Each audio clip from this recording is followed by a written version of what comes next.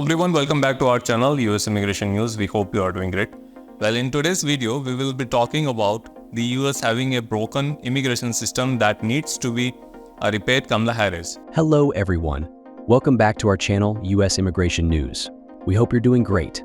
Well, in today's video, we will be talking about the US having a broken immigration system that needs to be repaired. Kamala Harris. In a recent address, Vice President Kamala Harris emphasized the urgent need to address the challenges plaguing the United States immigration system.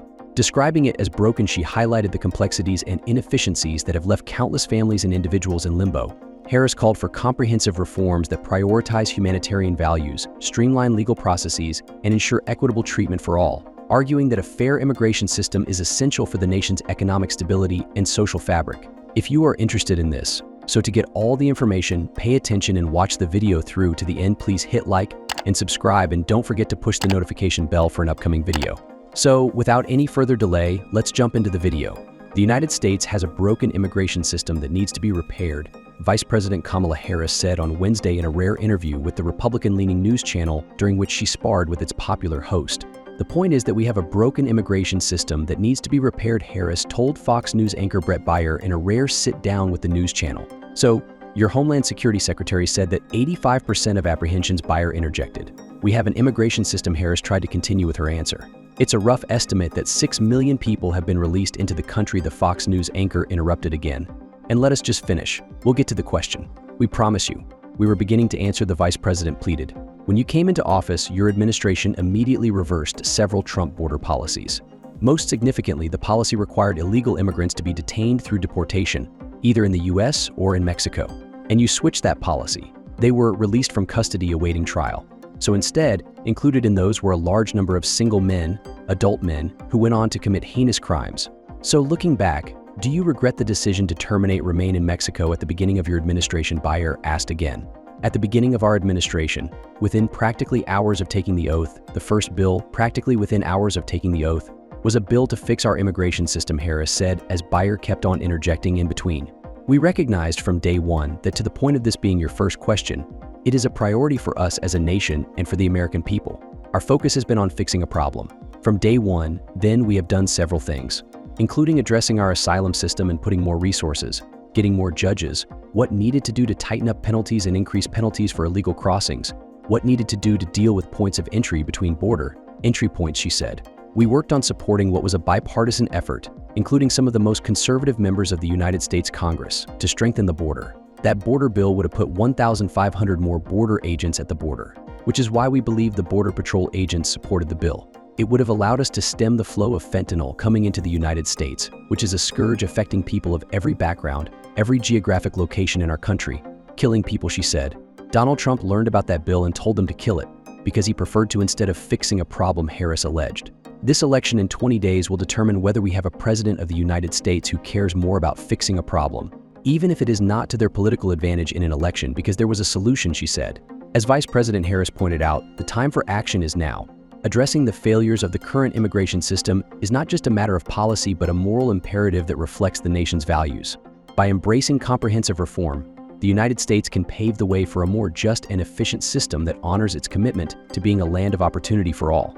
Lawmakers, advocates, and citizens must unite to push for change, ensuring that the immigration system serves the needs of individuals, families, and the economy as a whole.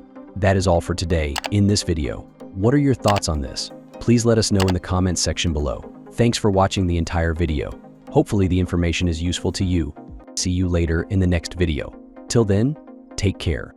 In a recent interview with Fox News, Vice President Kamala Harris addressed the critical state of the US immigration system, describing it as a broken and in urgent need of repair. The video unfolded with Harris sparring with the host Bret Baier, who challenged her on the consequences of the Biden administration, the immigration policies, particularly the reversal of severe Trump-era measures. Harris acknowledged the complexities of the current situation, reiterating that the administration recognized the immigration system flaws from day one. She emphasized that the first bill introduced upon taking office was aimed at fixing these issues, reflecting a commitment to prioritize immigration reform.